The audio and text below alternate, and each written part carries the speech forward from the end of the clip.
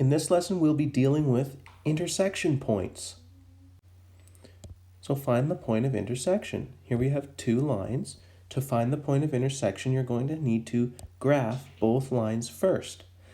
So remember, y equals mx plus b. B is your y-intercept. So for this first line, the y-intercept is -4. The slope is 2. Remember, a whole number can be written as a fraction over 1. So the rise over run is 2 over 1. So from the y-intercept, we go up 2 over 1. We can continue the slope in either direction and connect the dots with a line. And then we look at the other equation, 3x minus 6. Our y-intercept is -6, and our slope is 3 over 1. Up 3, right 1. So we use that slope to find several points, draw a line, and now that we have our lines plotted, we can find the point of intersection. And that's right here. The coordinates of that point are 2, 0. And remember, when you're writing coordinates, make sure you have brackets around them. The x coordinate comes first, followed by the y coordinate.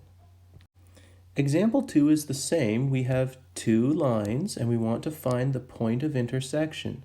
The only difference is these lines are in standard form. So to graph them, we have to first change them into slope-intercept form. Or you could use the method of finding the x and y intercepts first and plotting it that way. Either way you do it, you should get the same graph. So pause the video, try to graph these, and check back here to see how you did.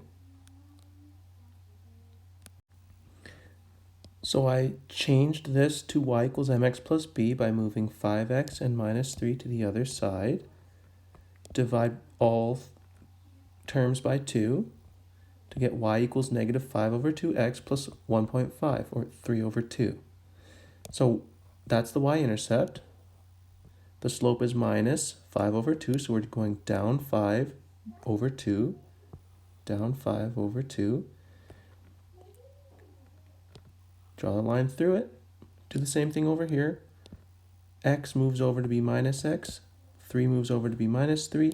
Y equals -x minus 3. So the y-intercept is -3. The slope is -1. So down 1 over 1. Draw the line. We find the point of intersection is here. Its coordinates are 3, -6. And now we get to a word problem. One gym offers memberships for a flat fee of $140 plus $25 per month. Another uses the formula C equals 5m plus 200, where C is the cost and m is the number of months. For how many months do the gyms cost the same amount? Well, to solve this problem, we can make a graph of both gyms. So one gym, so let's call this Gym A. Gym A, to calculate their cost, it's $140 plus $25 per month. So the equation for that would be 25m plus 140. Now the second gym, we'll call it Gym B. We already know their equation, C equals 5m plus 200. Now that we have two equations, we can make our graph. First, we just need to set up our axes.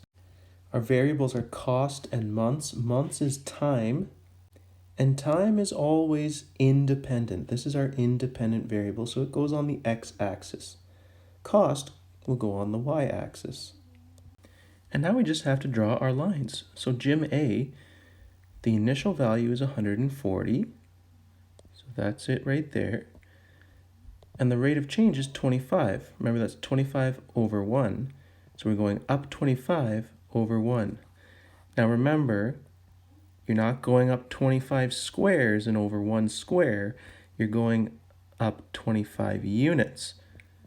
So it's going to be here, over 1. And we keep that slope going to make our line.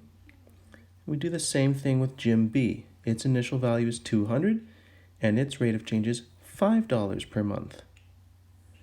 So now we have our two lines, and we can see that both gyms cost the same amount for 3 months.